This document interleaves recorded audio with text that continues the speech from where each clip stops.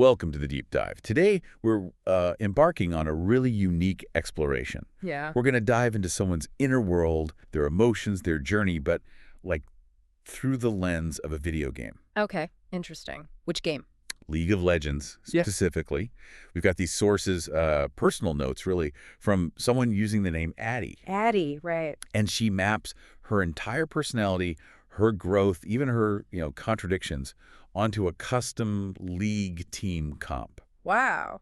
And then goes even further, imagining yourself as champion. It's this incredible mix of self-reflection and game design. It really makes you think. It really does. So our source material, this Addy LOL.pdf, it's personal notes, creative brainstorming. It gives us a really rich chance to, well, unpack all these layers. Layers of creativity, self-reflection. And strategic thinking, too, woven right into the game mechanics and lore. So Yeah. our mission today, it's to explore how a really personal story can get, tangled up so intricately with a game. It's a cool reminder that creativity pops up in unexpected places. Absolutely. Unexpected and, I think, potentially quite profound forms. Okay, so let's dive into these sources then.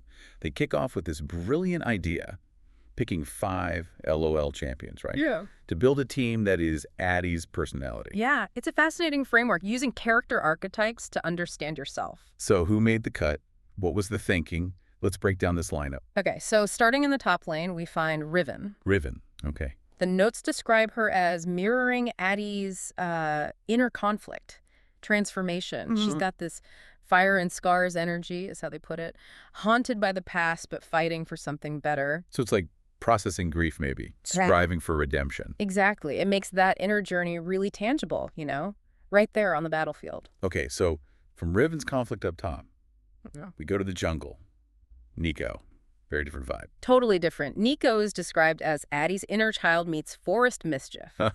Forest mischief. Like Hear that. her disguise mechanic, the source points out, it's like this I can be anyone adaptability, but she keeps her quirky core. That playful, curious side. Yeah, tied to an Aussie outback bush spirit.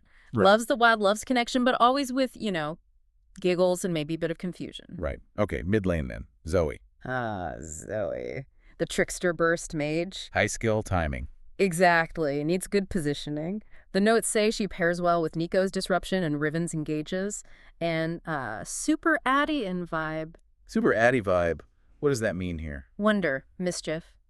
What the source calls emotional randomness. She's like Addy's cosmic lens on life, looking at everything with this sort of playful chaos. Playful chaos.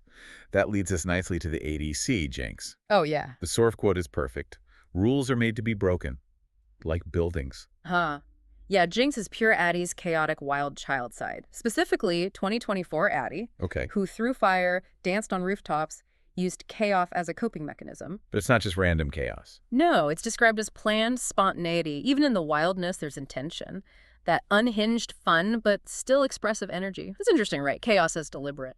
Definitely. Okay, rounding out the team, the support is Lulu. Lulu, Addy's chaotic good side. Chaotic good, right? Mischievous, magical, and crucially, she makes others stronger with whimsy. That draws with crayons on your battle plans. Yep. Energy they mentioned. Exactly. Protects her team by shrinking enemies, polymorphing them.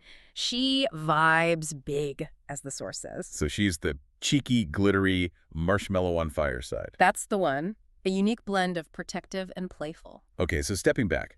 Riven, Neeko, Zoe, Jinx, Lulu. How these completely different champions actually form a picture of Addy? Well, the source calls the team a living embodiment of Addy's personality, evolution, and contradictions. So Riven brings the grief and growth. Neeko, the joyful curiosity, Zoe, the wonder and mischief, Jinx, the expressive chaos. And Lulu, that inner child, enchanted chaos thing. Exactly. Together, they show how all these seemingly contradictory traits, resilient yet playful, chaotic yet coordinated, magical but also grounded in grief, how they can coexist. Like a real person. Precisely. A complex, compelling whole, like the tapestry of someone's actual identity. And the team name is Campfire Hearts. What's behind that? Campfire Hearts. It pulls together the core themes: joy, mischief, healing, grief, magic, fire. This team isn't just built to win games, It's built to feel something. Exactly. The source says, this squad doesn't just play League, they tell a story. Wow. And it leads to this quote: joy is rebellion, chaos is a canvas. Let's light it up. That's quite powerful. Finding purpose even in the struggle. Yeah. Okay, so that's the theme, the heart of it. Beautiful stuff. But the practical question, right?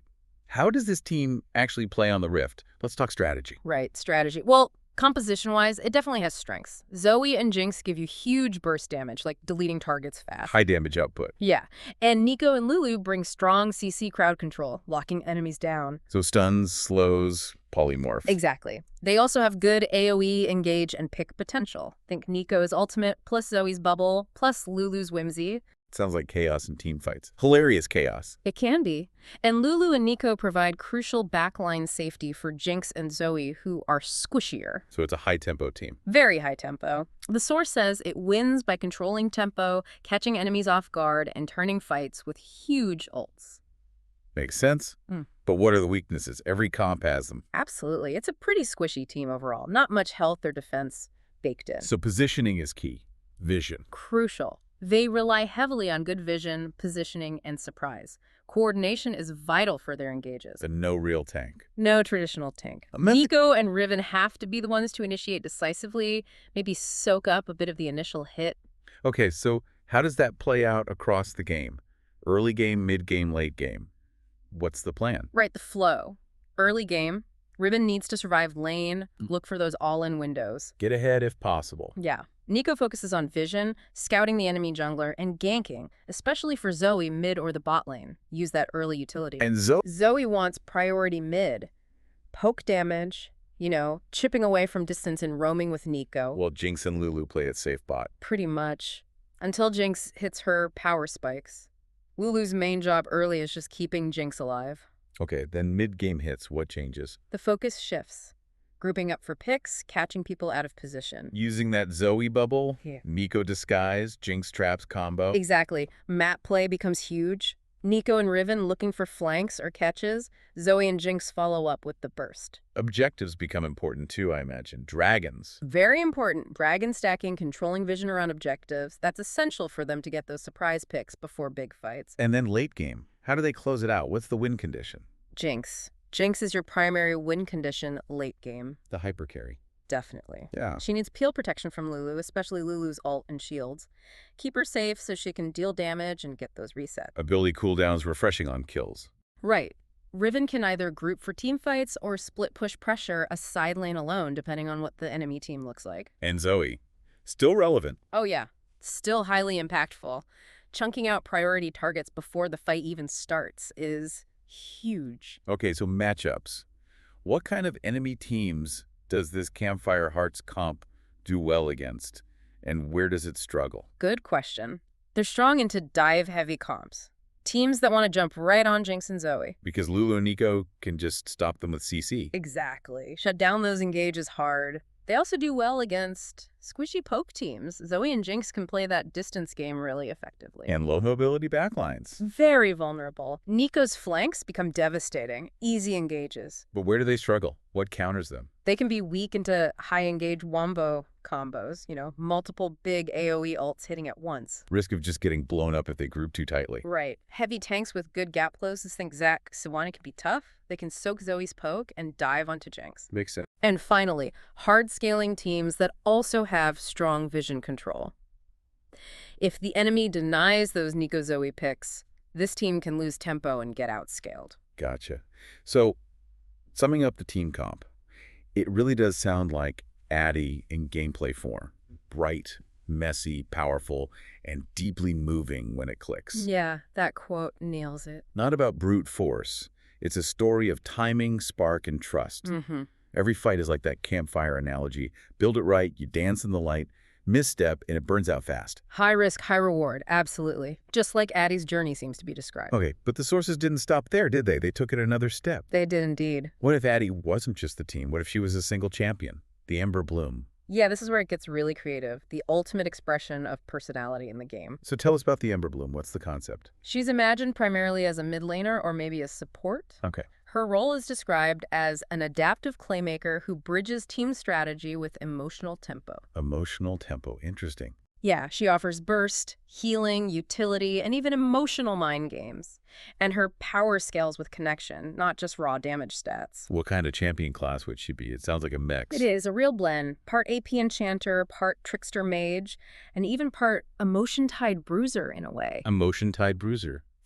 inspirations like Seraphine, Zoe, Lilia, Rakan, but add the grief-burn depth of Kale and the symbolism of kindred.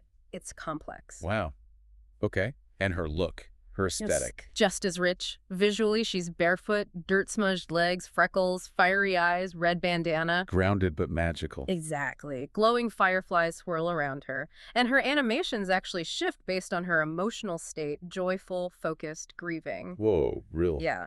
The core theme is campfire, emotional alchemy, childhood wonder mixed with deep scars. And crucially, her fire, it glows warm when healing allies, flares violently when she's grieving. So her inner state is literally visible on the battlefield. Perfectly put. Her home map is even imagined as a deep eucalyptus forest at twilight, full of ancient fire spirits. Okay, let's break down her kit. The abilities. How do they reflect Addy? What's her passive? Her passive is Kindling Heart.